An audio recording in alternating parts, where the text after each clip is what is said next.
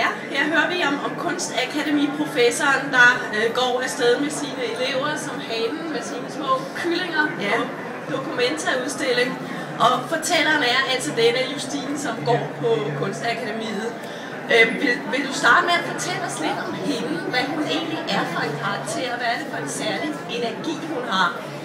Jamen, det er jo ikke nogen hemmelighed, at jeg selv har gået på akademiet i 90'erne, så hun er sådan en slags sammensætning af mange af de kvinder, som jeg gik sammen med på det tidspunkt. Og på det tidspunkt, der var der sådan meget stærk fokus på kvindelige kunstners rolle i kunstverdenen, men også bare det at være kvinde og skulle være kunstner på samme tid. Være kvinde og skulle have børn og være kunstner på samme tid. Og dengang jeg startede på akademiet, der fik vi at vide alle sammen, at det var ganske få af os, der ville komme til ligesom at blive til noget i den her kunstverden. Og det var i hvert fald ikke os kvinder, så vi kunne lige så godt bare droppe det. Og det var utroligt provokerende, og det rejste selvfølgelig sådan en bevidsthed blandt de her kvindelige kunstnere, som jeg på en eller anden måde også har forsøgt at samle i den her person. Dermed ikke sagt, at det er sådan et slags et propagandistisk skrift for de her kvinder, men det er dog inspireret af de der tanker og strømninger, som var på det tidspunkt. Ja, og det er som om, at kønnet er meget et tema, ikke bare i din roman, men også blandt i det her miljø, du skildrer. Ja. Altså dels er der kvinderne, som meget laver noget kropskunst, hvor de tager billeder af sig selv og deres egne nøgne kroppe og sådan noget. Men mændene har også sådan nogle maskulinistgrupper eller et eller andet. Ja, der kører sådan nogle parallelstrømninger. Altså, der var de her kvinder, som altså de folk, som jeg gik sammen med, som tog for sig ligesom at genopdage eller finde de der kvinder fra 70'erne frem. Ikke rødstrømperne, men altså de kvindelige kunstnere, der havde arbejdet på det tidspunkt. Der blev lavet workshops og seminarer, hvor vi ligesom så på deres værker ligesom, og fik dem på en eller anden måde fik dem skrevet ind i historien igen, i hvert fald i vores historie. Og så var der selvfølgelig også mændene, fyrene blandt de studerende, som ligesom omvendt lavede sådan en, ja, det var vel ikke et mandeprojekt som sådan, men det var bare på en eller anden måde, så kom det til at handle om køn og identitet, og det handlede rigtig meget om krop. Altså 90'ernes kunstscene handlede rigtig meget om krop. Dels fordi, at man på det tidspunkt så det her kunstvideo for alvor kom frem, og derfor, og jeg ved ikke hvorfor, men det var i hvert fald oplagt dengang, at når man gik i gang med at arbejde med kunstvideo, så var det, altså den mest naturlige bevægelse var ligesom at vende kameraet mod sig selv, og det gjorde næsten alle.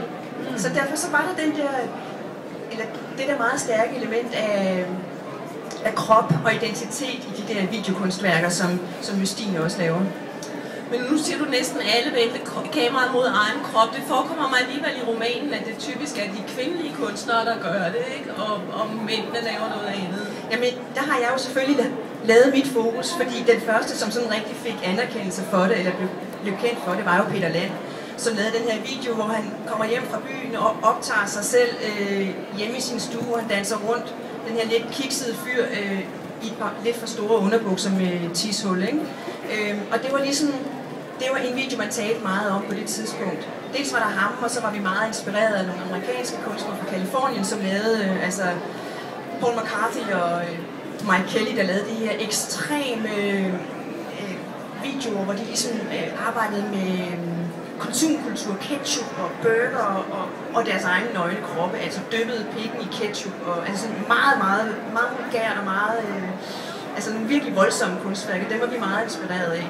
Så havde jeg nu skulle lave et kunsthistorisk projekt, hvad det her jo ikke er, så havde der også været mere plads til mændene. Ja, okay. Det er min skildring. Ja. Men lad os så vende lidt tilbage til, hvordan din karakter Justine kommer ind i det her. Og jeg vil godt prøve at grave lidt igen i det der. Det forekommer mig, at hun har en helt særlig energi. Det bliver sådan set også sagt til hende. De andre personers karakteristik af hende er noget med, at du har en helt særlig energi, Justine, både som menneske og som kunstner. Og det forekommer mig, at den energi, den ligesom dundrer gennem din roman også rent sprogligt. Ja. Kan du sige noget om den energi der? Ja, men den energi, det er begærets energi. Altså det er grådighed, og det er lyst og raseri også. Men altså raseri er jo også en form for begær, altså begæret efter at udslette eller påføre nogen smerte. Altså Og det er en energi, som hun på en eller anden måde inkarnerer.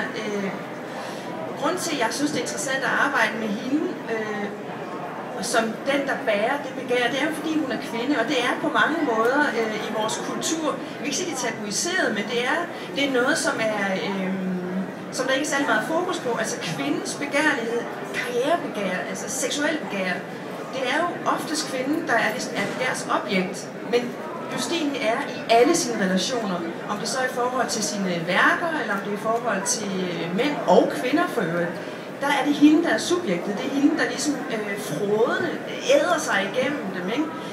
Og sådan set på mange måder efterlader sådan nogle nedbrændte hustomter bag sig. Altså helt bogstaveligt talt brænder hendes eget hus jo af i det der raseri og det der begær, som måske i virkeligheden løber lidt løbsk. Så hun er sådan lidt en vildfaren raket, som alligevel når hjem på en eller anden måde, eller når et eller andet sted hen, og har nogle værker bag sig, når hun er kommet derhen. Ikke? Så man kan sige, der ligger jo også, og det er måske også det, jeg er interesseret i, der ligger noget meget produktivt i begæret. Det er ikke bare destruktivt. Selvom at det kan virke destruktivt, så kommer der noget ud af det. Og det gør der i hvert fald for hende her. Og det har jeg gerne vil fortælle. Ja, seksualitet handler den også meget om, men ja, er det fordi du er sådan lidt med på den der husmorporno-trend, eller hvad? Nej. Som man snakker så meget om? Nej. Ja, man snakker om husmorporno, men altså dybest set handler det vel om, at vi ikke er vant til, at seksualiteten er et emne, som vi arbejder med i kunstnerisk sammenhæng, som du også har sagt,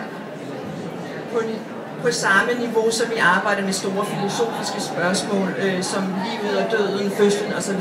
Seksualitet eller sex er noget, som på en eller anden måde altid ryger hen i en eller anden lidt mere obskur kategori, hvor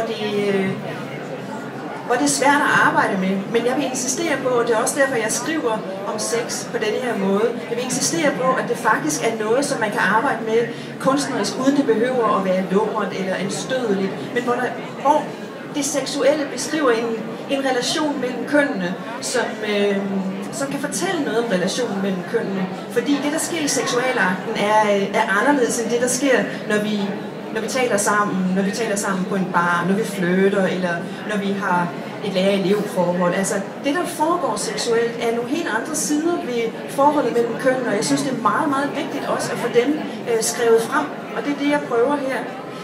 Nu ved jeg, at du har talt om det her med at give det seksuelle, eller sex et sprog, og det er sådan set også det, jeg vil, men det, som jeg er allermest interesseret i, det er relationen mellem kønnene, og måske ikke engang kun mellem kønnene, men den relation, der er i den seksuelle akt, fordi du har jo også homoseksuelle par, og der er jo også den der energi, der kører, som er en helt anden energi end den, der kører, når man ikke har sex. Og det er det, jeg synes, der er interessant. Sex er utrolig interessant. Også som andet end noget, som man sådan kan blive, begærlig af, eller... Altså, det er en videnskab for fanden, ikke? Det tænker jeg. Ja, og en slags stort filosofisk eller eksistentielt tema, der fortjener lige så stor værdighed som døden og tiden. Lige præcis. Jeg har været så glad for, at vi har jo talt sammen før, jeg har været så glad for den samtale, fordi det har også for mig fortalt, hvorfor er det her bliver ved med at interessere mig. Det er, fordi det er et særligt spændingsfelt, som jeg synes er sindssygt vigtigt. Ja, og det skal vi måske lige forklare for publikum. Vi havde en radiosamtale i 2007. Jeg tror endda, vi formåede at vække en slags skandale. Ja. Netop fordi du fortalte om meget, hvad skal man sige, aktiv kvindelig handlekraft i kvindelig seksualitet. Ja. Som åbenbart stadigvæk kan provokere. Ja, og det er jo lidt den samme energi, som Justine har. Den kender jeg jo fra forskellige andre steder. Dels fra andre kvinder, men jeg kender det selvfølgelig også fra mig selv. Altså den her lyst til at æde en mand. Altså du kan se en mand, møde en mand, og bare lyst til at lægge ham ned. Altså, jeg tror ikke, det er noget enestående, men det enestående er måske, at når en kvinde udtalt taler om en mand som objekt, så bliver det ligesom på en eller anden måde mærkeligt, eller lidt uforståeligt, og det har jeg oplevet i det omfang, jeg har skrevet om netop den kvindelige seksualitet. Også den helt unge kvindelige seksualitet, som i den grad er sprængfarlig for verden. Altså, at der har jeg simpelthen mødt sådan en forarvelse. Og sådan en, hvad skal vi høre om din seksualitet for? Men altså, i virkeligheden er det jo ikke kun min seksualitet. Det er kvinder. Jeg kender mange kvinder, der bærer den form for energi. Ja, og du viser så blandt andet, hvordan det måske også kan være nødvendigt at gå til andre kulturer for at finde nogle kvinder, der kan bære figurer for den energi, som den her grønlandske sælfangerkvinde. Jeg tror, det er alt, vi når i dag, men altså, jeg vil jo anbefale romanen varmt. Den er sprængfyldt af energi, både sprogligt og tematisk. Så tak til